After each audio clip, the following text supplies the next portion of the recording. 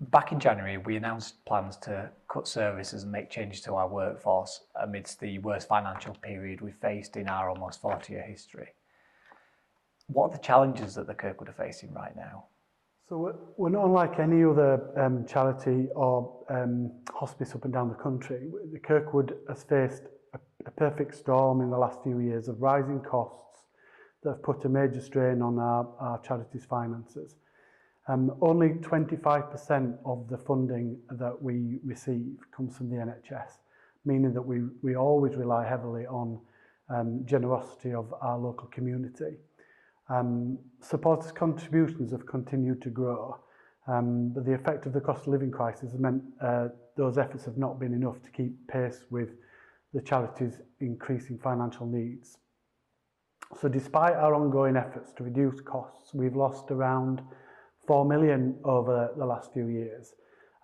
Staff costs represent the majority of our expenditure, which has been around £11 million. And then the rise in national insurance and the national living wage in April has further deepened those financial pressures. So that was what led to our announcement back in January that we needed to reduce costs this year by about 1.7 million to put our finances back on a secure footing. And that's sadly meant that we've needed to make significant cuts to our services, and that around 33 roles have actually been removed from the budget for this next year. We've recently concluded a period of consultation with our colleagues across the charity. Could you provide a bit of an update on how these changes have affected our workforce? Yeah, so like you said, we've recently concluded the consultation that we had across the whole of our organisation, and sadly announced that 19 of our colleagues from across the charity have had to be made redundant following this consultation. There are other ways that the costs have been released as well, though. So again, other colleagues during this period have decided it's the right time for them to retire or seek opportunities elsewhere, and that's helped further reduce the costs. And then also we've had about 9 of our colleagues that have decided to reduce their working hours, which has also helped us to basically achieve the annual reduction by an eye-watering £1.7 million.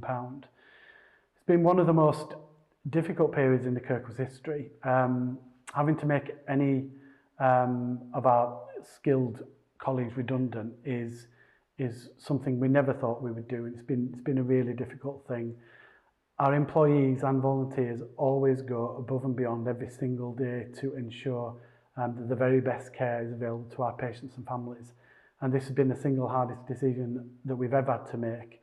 But quite simply, we had to make it now to make sure that the Kirkwood is here for a long time in the future. That said, I would like to acknowledge those that have left the charity during this difficult time for their dedication and commitment throughout all the years that they've been here. And throughout this process, I can confirm that everyone has continued to put the needs of patients and families first, and that's played a vital role in helping us to move forwards to a more sustainable future. As well as a reduction in our workforce, we'll also have to make some cuts to our services, and those will obviously have an impact on the number of people that we can care for. How will the changes impact on the patients that we can care for? So this is the real impact of the change. So we've been growing our services over recent years so that they now reach around, or have reached around 2,100 families every year. This number will have to reduce to around 1,300 in future years, meaning quite simply that fewer patients and families that are faced and affected by life-limiting illness will get the support that they desperately need at a critical time. So, for example, our inpatient unit beds, we used to have 16. We've had to make the difficult decision to reduce those to 12. We'll be continuing to provide really important specialist palliative care support to people in their own homes and in care homes across Kirklees, but we'll be working with reduced capacity, which will mean that the team will have to prioritise the most urgent and unmet needs first, and we won't be able to support the numbers that we have in the past. We'll have a smaller programme of wellbeing and support sessions for patients and families too. Those will be limited to the hospice here in Huddersfield and the Rosewood Centre that's over in Dewsbury.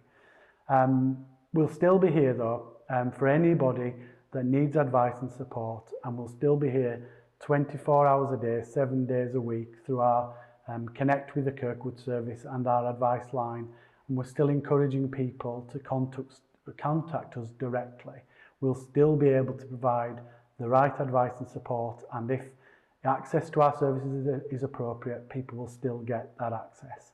So that's via our 24-hour number, which is Huddersfield 01484 557 910, or via our website at www.thekirkwood.org.uk.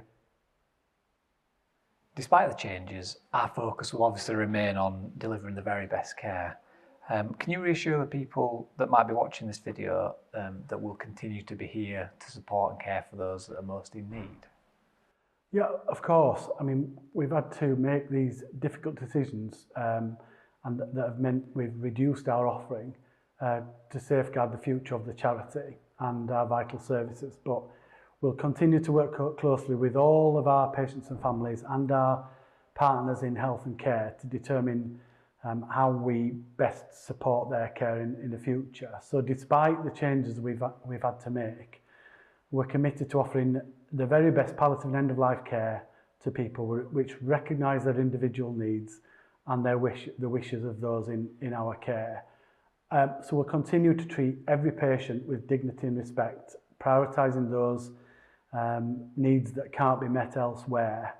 So we might not be able to care for as many people in coming years, but we'll never stop striving to meet the needs of those people that are affected by life-limiting illness, whether that's in their own homes, here at the hospice in Dalton, or in every town and village across Kirklees.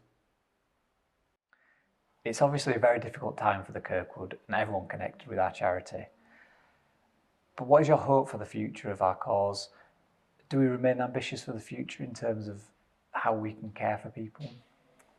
Yeah, our priority right now is to make sure that we're here for those in need, both now and in the future. And while we've implemented these difficult changes and scaled back some of our services that we've built up over the past decades in response to the growing need in Kirklees, our vision remains undimmed. So we'll never stop striving to meet the needs of everybody that's affected. That comes from where we were born. You know, that our founders wanted to make sure that everybody in our local area that needed this care had access to it, at home, in the hospice, in every town and village across Kirklees. So once we're confident in the future of our services is secure, we'll still look to find new and innovative ways to help more people once again. So it's what those people that came before us, like I said, would have expected, and the very least that people in Kirklees will deserve. So in the meantime, we'll continue to work hard to lobby our partners in the NHS, you know, here in Kirklees, across West Yorkshire, and even nationally, for a fairer balance between the funding that our local communities give us and the funding that we get from the government via the NHS to continue to support the vital work of the Kirkwood in the future. In what's a really difficult time for the Kirkwood, we obviously need the help of our community more than ever. How can people come together to support us if they believe like we do in charity? It couldn't be more important. The services, the palliative and end-of-life care services that we provide, they're not just services. They're often described as a lifeline by our patients and families, and we know that the care that we provide is life-changing. So it couldn't be more important that as we're facing these challenges now, that as many people who care about this within our local communities as possible do their bit to help ensure that these services are there for people in the future. And it doesn't matter what that contribution is, you know, however large or small, whether it's volunteering or donating, all of these things help make a massive difference to ensure that vital services are here, not just now, but well into the future for those that need it. And what kind of ways specifically might people be able to get involved right now and help us? Yeah, I mean, the first thing is just become involved with our charity. Join the movement, join our cause, and that might be through volunteering a bit of time to help support what we do.